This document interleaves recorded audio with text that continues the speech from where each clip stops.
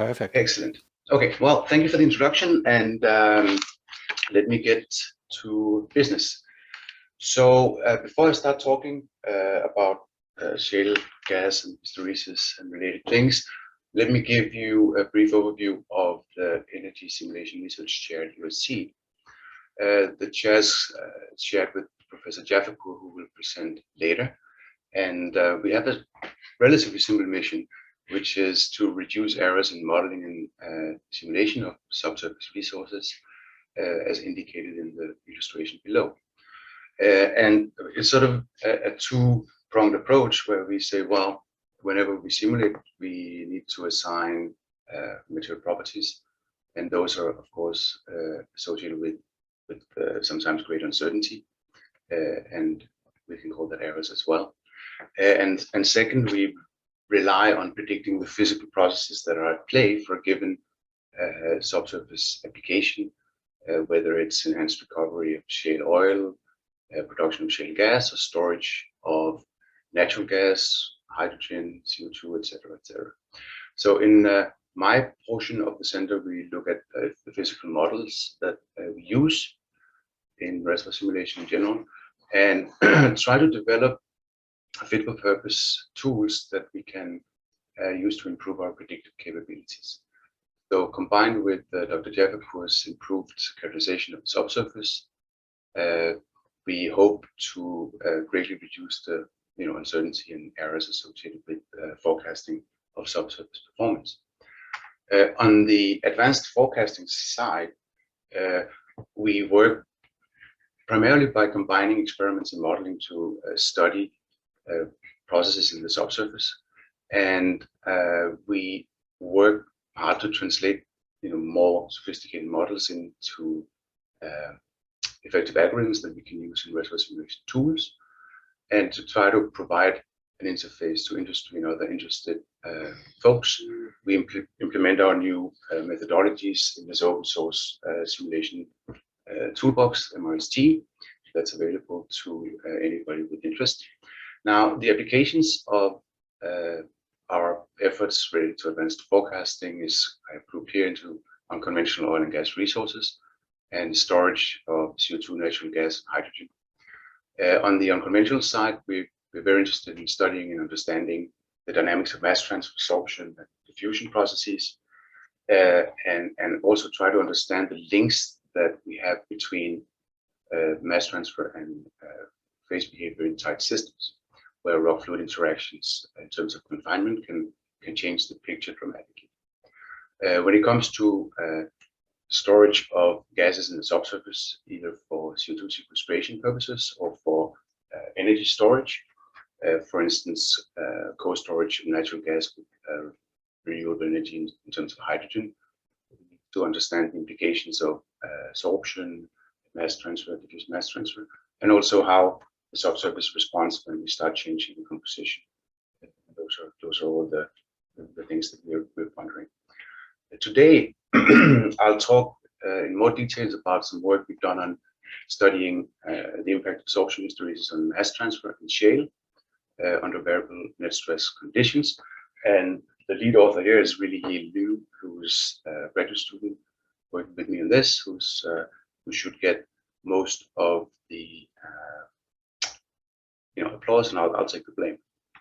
So, quick introduction: role of natural gas. Well, predictions from IEA suggest that we will see a steady growth in the production and consumption of natural gas as a fuel over the next several decades. And while some people would like to turn that to zero tomorrow, my personal feeling is that we're going to see natural gas either as a fuel or as a feedstock for many years to come. So it makes good sense for us to study it and try to understand how we can utilize the resources that we have most efficiently.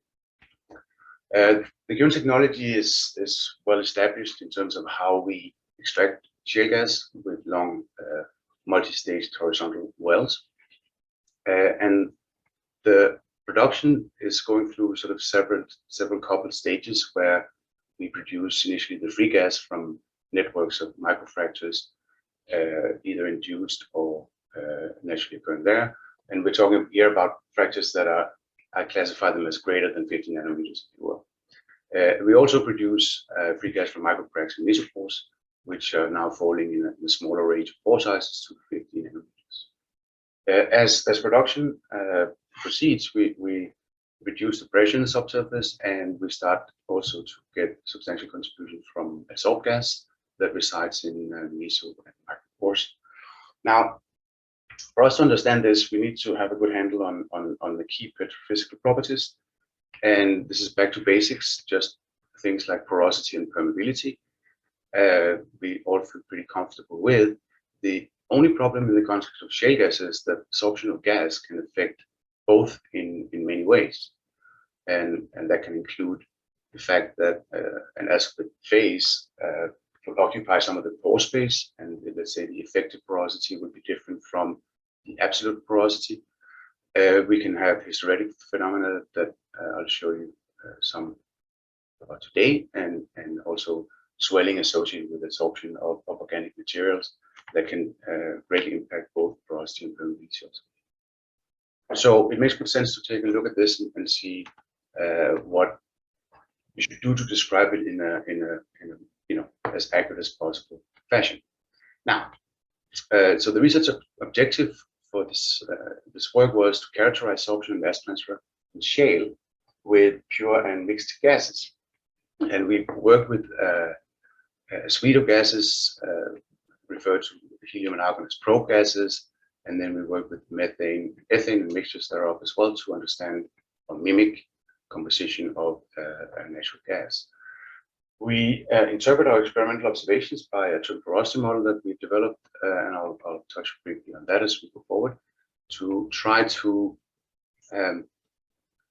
extract information from work with probe gases and use that to predict the behavior of the real deal in terms of methane and ethane and their mixtures.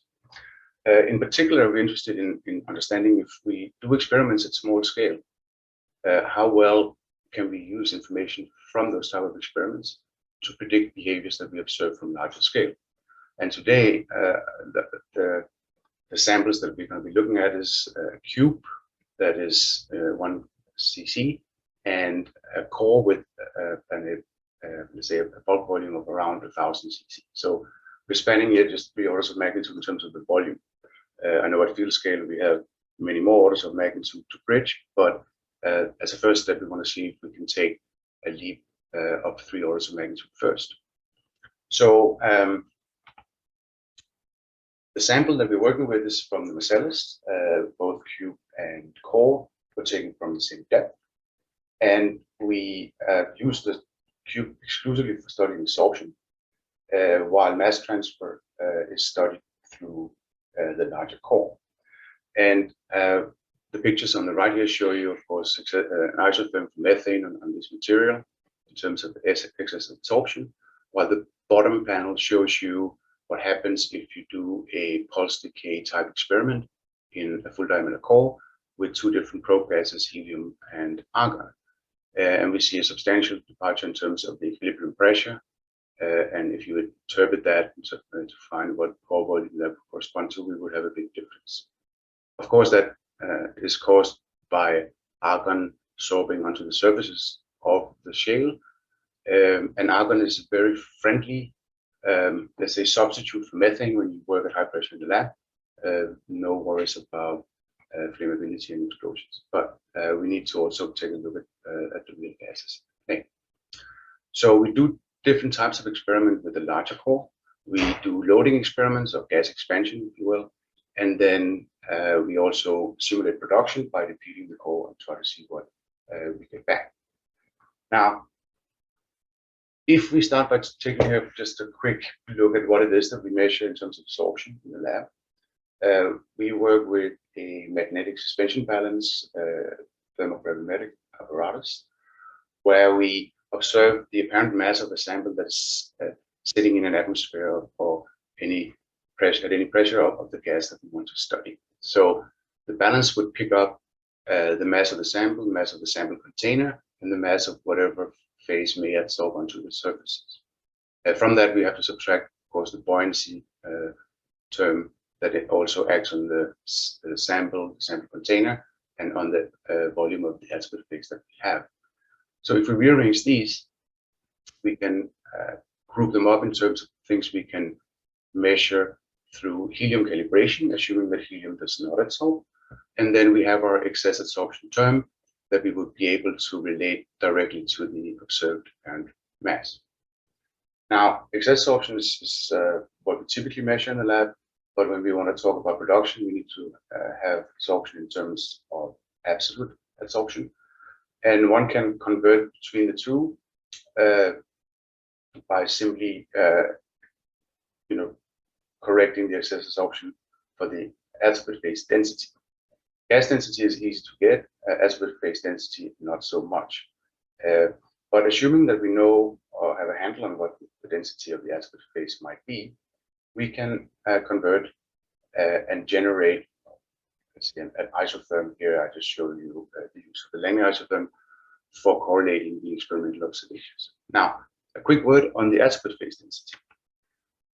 Here I show the excess adsorption, the data that I showed on the previous slide, and 5 different ways of interpreting the data depending on how you assign a value of the adsorbate phase density. And we can see that most of them agree pretty well, with one outlier. And here we have just a maximum possible density of closely packed spheres, density of the critical point, an average of the two, and 2 other methods that we're not going to discuss in more detail here. The problem with this is that when we assign a density of the adsorbate phase and correlate our observation, or convert it to absolute and estimate parameters for an isotherm model, we arrive at very different values in the maximum storage capacity and the equilibrium constant Ka. As you can see here, depending on my choice of adsorbate phase density, it can span quite a range. And when we look at the corresponding absorption, absolute absorption, we also see a broad range of values, which of course could be of concern if we want to use this to estimate gas in place. So we're still a little bit on the fence with the adsorbate phase density, and work is on the way to try to come up with smarter ways of estimating that to narrow the band between, what range of gas in place should we expect. Now, for the full diameter core, we received a 3.5-inch diameter core that was slapped 1 inch from the edge, as is commonly done, and we need to mold an epoxy insert to complete the geometry and fit it into our core holder. We think of this interface between the epoxy and the core as an induced fracture that was created during stimulation, and it allows us to sort of have a good surface contact with the core and have mass transfer from the fracture that runs between the epoxy and the core into the matrix segment that we have down here. So if we simplify life and think, well, when we do experiments, we have a reference volume upstream gas that we can expand into the fracture.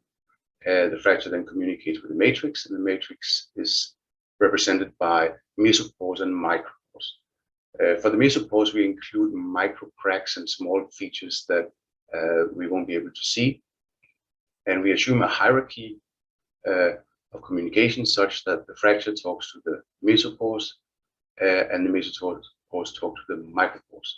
So we have this like 3 different porosity systems that are communicating in series, if you will. Over here we have a schematic of the setup where we have a reference volume V1 upstream, core holder, and data acquisition downstream.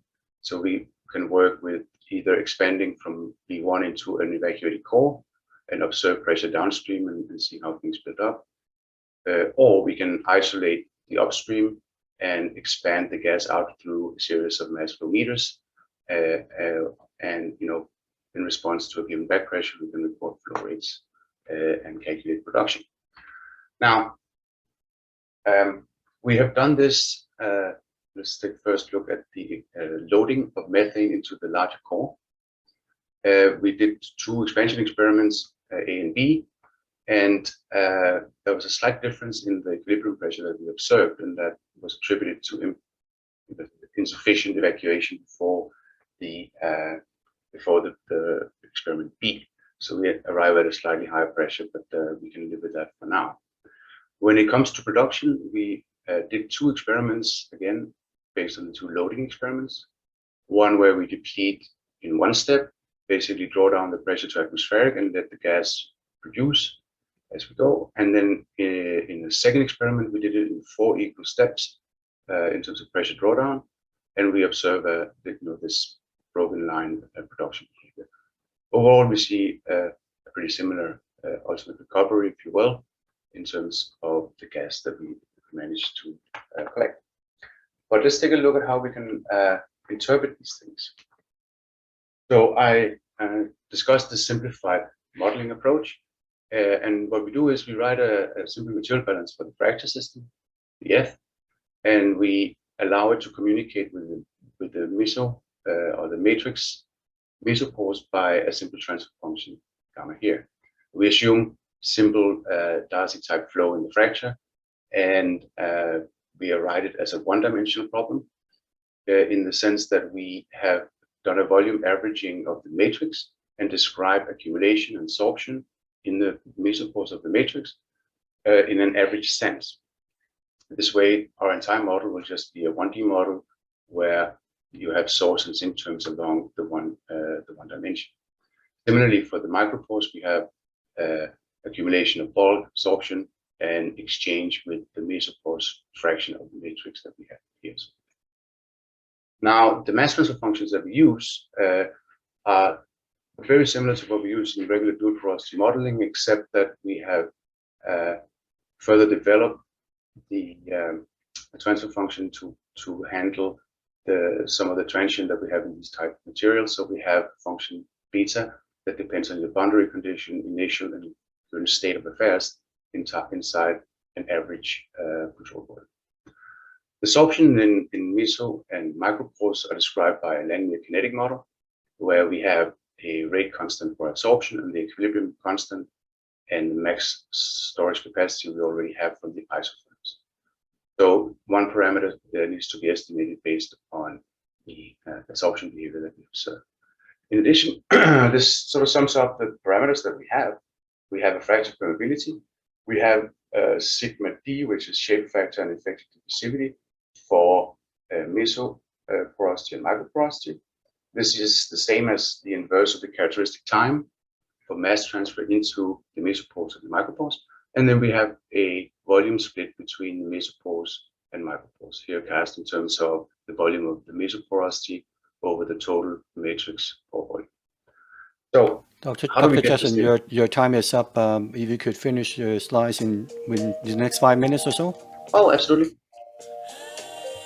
So we estimate parameters by helium expansion first, and we see here an excellent agreement between the model and the prediction, and we can estimate our parameters. We have about 80% of the matrix porosities in the mesopores, and we have mass transfer rates that are basically an order of magnitude slower in the micropores than in the mesopores.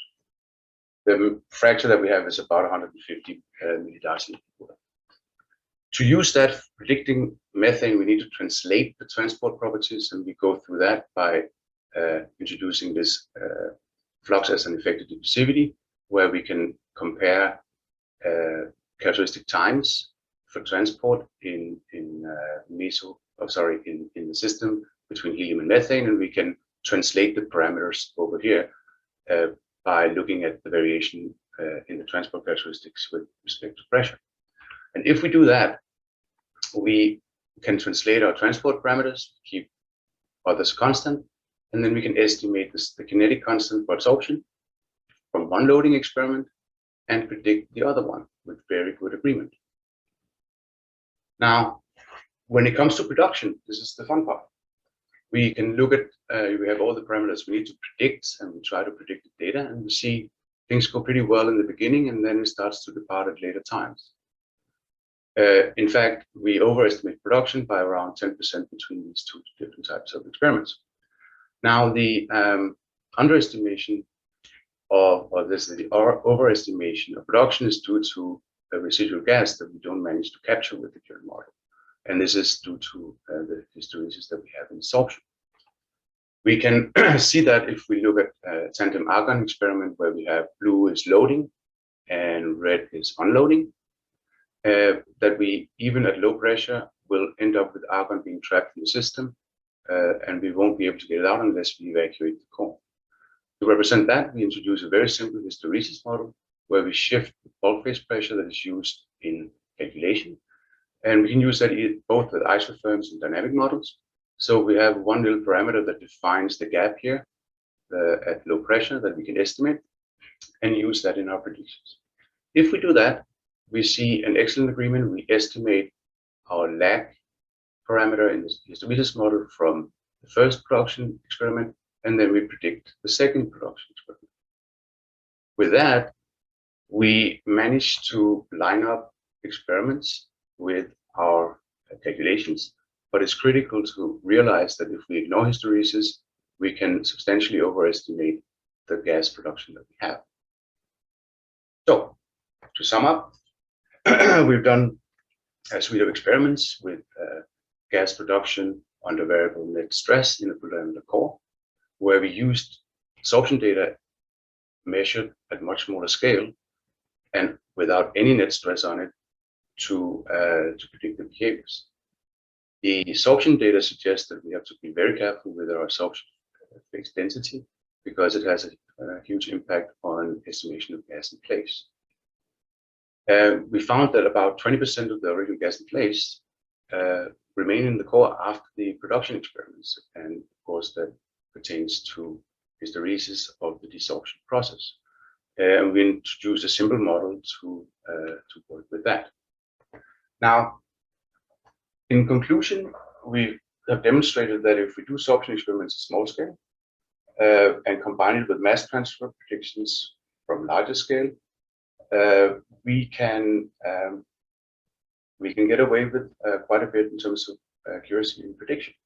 And here we have sort of spanned a range of volume scale, if you will, from 1 cc cube to 1100 cc full diameter core.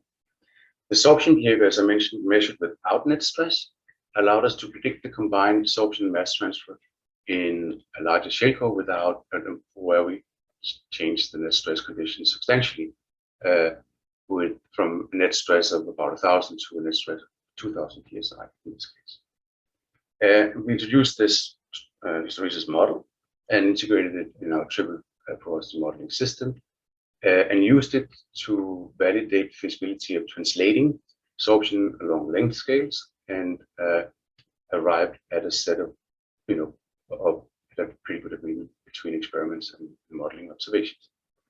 So with that, I want to conclude and thank the generous institutions and agencies that have supported our research in the center. And then I'll be happy to take any questions that you may have. Okay, thank you, Dr. Jessen. I recall you mentioning that what you've done here is, in terms of coding, is open source code that you have provided, right? I guess.